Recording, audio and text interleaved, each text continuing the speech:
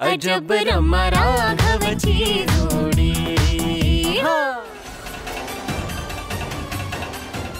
ह्या दोघांनी हे नवीन काय सुरू केले? इतकं थेट बोलत तमाशा का म्हणलाय?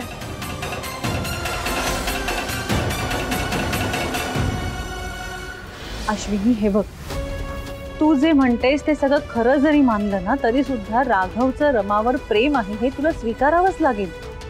आणि राघवचं जर रमावर प्रेम आहे तर त्याने तुझ्याशी लग्न करण्याचा प्रश्नच येत नाही। दुसऱ्या कोणत्या मुलीवर प्रेम करणाऱ्या मुलाशी तू लग्न करणार आहेस का? तुला आवडेल का ते? अगं संसारात सुख असायला हवं आणि नवरा बायकोचं जर एकमेकांवरती खरं प्रेम असेल तरच ते सुख मिळतं।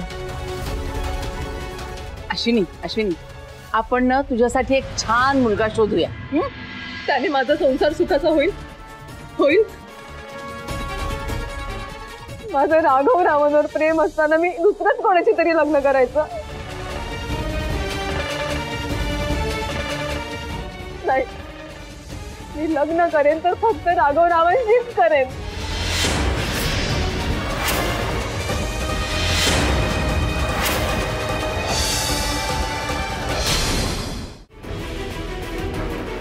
रमा रमा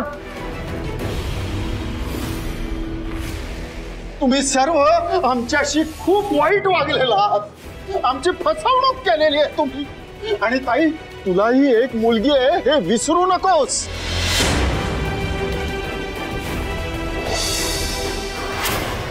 एका बापाचे तळतळाट घेणं बरं नव्हे। माधवराव,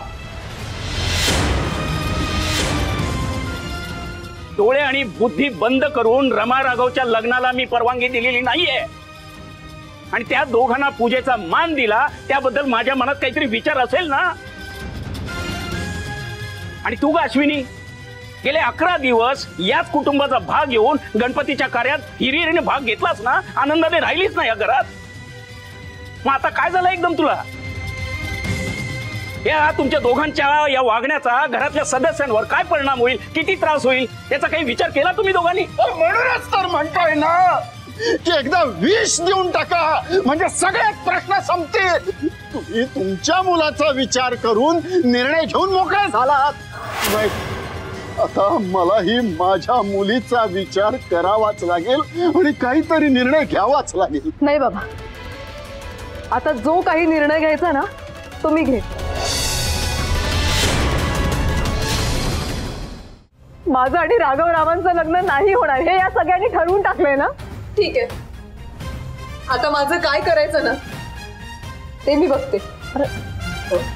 अश्विनी अश्विनी अश्विनी बाळा।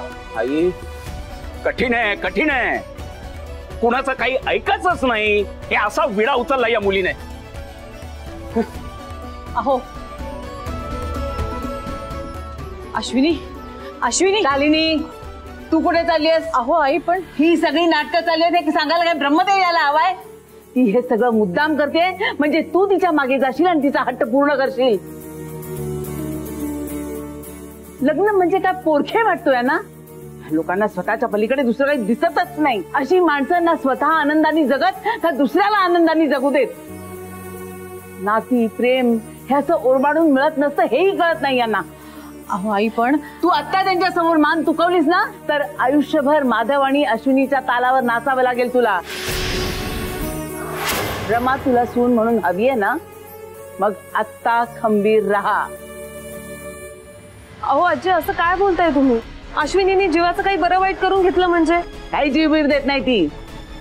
जो गरजतो ना तर कधीच बरसत नसतो। आणि पूजा, मला रमाची जास्त काळजी वाटते। आणि राघवचा विचार केलास तू? त्याला काय वाटत असेल? मला म्हणणं पटतंय आजीचं। आणि वहिनी तू बघितलंस ना रमा आणि दादा केवढे नाराज झाले होते, किती पडले होते त्यांचे चेहरे। आता कुठे या दोघांच्या प्रेमाला सगळ्यांचे आशीर्वाद मिळत आहेत, त्यात हे कुठलं अरिष्ट ओढवलंय? घरातले सगळ्यांचा जीव टांगणीला लागलाय। सगळ्यातून कसा मार्ग काढायचा?